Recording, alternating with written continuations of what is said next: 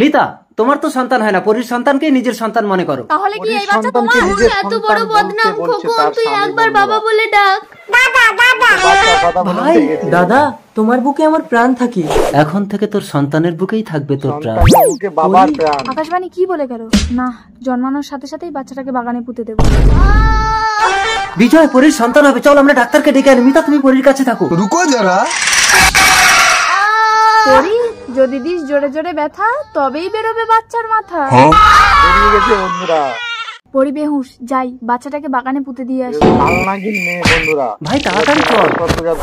বিজয় বিজয় বিজয় মৃত। সুজয়, তুই যদি মৃত্যুবরণ করিস তাহলেই বিজয়কে বাঁচানো সম্ভব। তাহলে তুমি আমাকে মৃত্যু দাও। আয়, জমলোকে চলে আয়। দাদা, আমাকে ফেলে যাস না দাদা। বাচ্চাও খতম, বাচ্চার বাপেরও খেল খতম। এবার আমি পরীকে তাড়িয়ে ওই ঘরে একা রাজ করব। সন্তানের বুকে বাবার প্রাণ, বাবা মরবে তবুও সন্তান মরবে না। কাগজ ফুলের গাছ হয়েছে। ওরে কাগজ ফুল, তোকে আমি এক্ষুনি ছিঁড়ে ফেলবো। তুমি আমাকে মারতে পারবে না, কিন্তু তোমার মৃত্যু আমার হাতে। বাচ্চা বলে দিল ওর মৃত্যু ওর হাতে।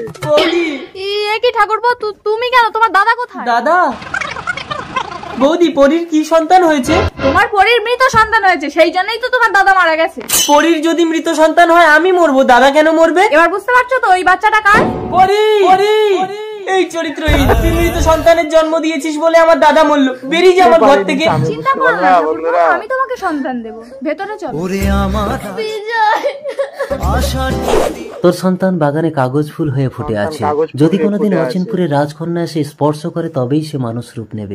আমার সন্তান বাগানে। ঠাকুরপো, হাত ছাড়ো বৌদি, আমি পরীকে শাস্তি দেওয়ার জন্য তোমার সাথে এই নাটকটা করলাম। তুমি আমায় কোনোদিন স্পর্শ করবে না। আমার সন্তান। মা, তুমি অচিনপুরের রাজকন্যা এনে দাও, আমি মানুষের রূপ নিয়ে প্রতিশোধ নেব। উত্তর দিশা ধরে 18 বছর হাঁটলে তুই অচিনপুরে পৌঁছে যাবি। আমি অচিনপুরে যাব। ভিডিওটির তৃতীয় ভাগ দেখতে চাইলে প্লিজ বলুন। মেয়েকে আমাদের খুব পছন্দ হয়েছে। বল মা, তুমি কি কি কাজ জানো? আগে বলুন, কত করে মাইনে দেবেন?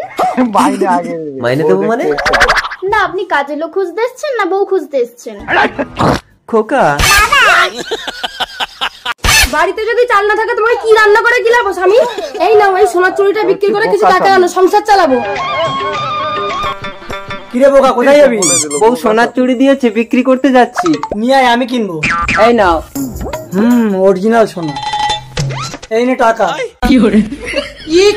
পাতা নেবো না, আমাকে টাকা দাও। কানাই দা। আরে এ পাড়ায় টাকা চলে না, পাতা দিয়ে কেনা বেচা হয়। তাই ঠিক আছে, তাহলে আমি যাই। এই নে, এই চাওড়া পাতা নিয়ে গিয়ে আমার সোনার চুড়ি নিয়ে যা। এই নাও তোমার পাতা, নাও আমার বউয়ের সোনার চুড়ি দাও। চুড়িটা পাল্টে নিতে হবে। এই নে তো চুড়ি। সোনার চুড়ি সাদা হলো কি করে? আরে এ পাড়ায় সবকিছু উল্টো হয়। ও ঠিক আছে, তুই যা। আর আমাদের পাড়ায় সবকিছু ঝাঁটা দিয়েই হয়। না না, এই নাও তোমার চুড়ি। আমাদের পাড়ায় যাবে? না না।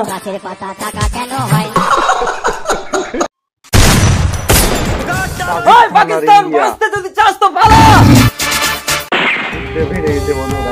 কাশ্মীর ছেড়ে দে, হিন্দুস্তান কখনো না। মা, তুমি সরে যাও, আমি হিন্দুস্তানকে উড়িয়ে দেবো। পারবি না খোকা, ওই হিন্দুস্তানি তোর বাবা। কি? হিন্দুস্তানি আমার বাবা? পালা পাকিস্তান। দাঁড়া রে পাকিস্তান, বাঁধের সাথে বাঙালি।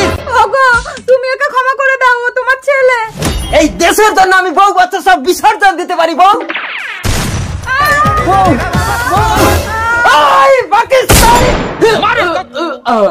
স্বামী, তুমি এই পাকিস্তানি মেয়েকে বিয়ে করেছিলে বলে ওরা তোমার বুক থেকে আমাকে কেড়ে নিয়েছে।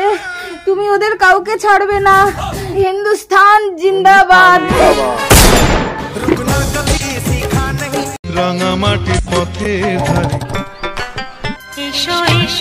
গ্রাম এত অপরূপ সুন্দর। বাবা, আজ আমি ঘুটে বিক্রি করতে বাজারে যাব। কত দাম তোমার ঘুটে? 6 টাকা চুরি গো বাবু, 6 টাকা। এই নাও, আমি তোমাকে 100 টাকা দিলাম। এত টাকা দিলে কেন বাবু? আমার অনেক টাকা আছে, তুমি আমাকে বিয়ে করবে, তোমাকে আমি শহরে নিয়ে যাব। এই মোবাইলটা তোমাকে দিয়ে গেলাম কলমি, আমি শহরে গিয়ে সব ব্যবস্থা করে তারপর তোমাকে নিয়ে যাব। ততদিন এই মোবাইলে তোমার সঙ্গে আমার কথা হবে। চলে যা, কাঁদিস না কলমি। চোর বাবুর একমাত্র চিহ্নটা হারালি মা। না বাবা, সোহাগ রাতে বাবু আমার গর্ভে আসল চিহ্ন দিয়ে গেছে।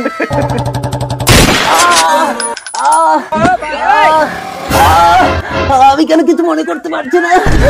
আমি কে? আমার বাড়ি কোথায়? মাথায় চোট লেগে শহরের বাবু সব ভুলে গেল। এখন কলমির পেটে সন্তান। শহরের অলি গলি খুঁজে খুঁজে তোর পেটের সন্তানের বাবাকে খুঁজে। কলমির বাবা মারা গেল দীর্ঘ 10 বছর পর। বাবা মারা গেল। বেশি দূর যাবি না দুষ্টু। তোমার খিদে পেয়েছে পাগল? কে? তুমি স্পর্শ করতেই কেন আমার সারা গায়ে শিহরণ দিয়ে উঠলো? চলো আমার মা তোমাকে খেতে দেবে। মা, তোমাকে আমি চিনতে পেরেছি, কোথায় যেন দেখেছি। এই মোবাইলটা তোমাকে দিয়ে গেলাম। হ্যাঁ, তোমাকে আমার মনে পড়েছে।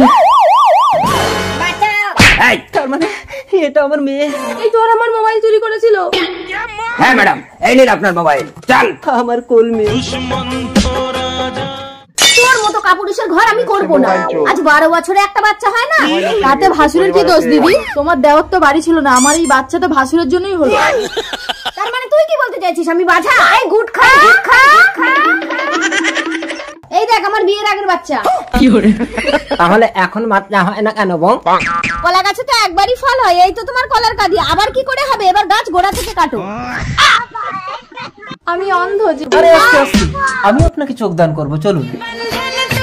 দেখুন সাগর বাবু, কর্নিয়া রিপ্লেস করলে কিন্তু আপনি আর কোনোদিন চোখে দেখতে পাবেন না। তুমি আমার চোখ দিয়ে দেখবে সাগর, আমি তোমার সারা জীবনের সাহারা হব। আপনি কিন্তু ভুল করছেন, এসব মেয়েদের আপনি চেনেন না। ডাক্তার বাবু, কোথায় সই করতে হবে বলুন, আপনি অপারেশনের ব্যবস্থা করুন। ওকে, অপারেশনের পর ও যদি কোনদিন মোবাইল দেখে তাহলে ওর চোখের দৃষ্টি কিন্তু চলে যাবে। পলি, ও পলি, কে এটা আমার ঘরে? ওরে অন্ধ, এটা আমার বয়ফ্রেন্ড। পলি, করে দিল। তোমাকে দুটো চোখ দান করে আজ আমি অন্ধ, আর তুমি এইভাবে তার সুযোগ নিচ্ছ? সুযোগ তুমি নিয়েছো, সামান্য দুটো চোখ দান করে আমাকে আমার বয়ফ্রেন্ডের কাছ থেকে কেড়ে নিয়েছো। আমি চললাম ওর সাথে। পলি, পলি, তুমি আমার দৃষ্টি ফিরিয়ে দাও। দৃষ্টি ফিরিয়ে দেবো? তুমি আমাকে কি দিয়েছো? এই দেখো আমার বয়ফ্রেন্ড আমাকে একটা দামি মোবাইল গিফট করেছে। আমার চোখ, আমার চোখ, আমি কেন কিছু দেখতে পাচ্ছি না? এ তো অন্ধ হয়ে গেছে, এই কানাকে আমি আর নেবো না, মোবাইলটা নিয়ে পালাই। পলি, আমার পলি, পলি। जिंदगी की राहों में आज की रातें शपथ करी। হবে না গো? কেন? কারণ আমি একজন হিজড়া।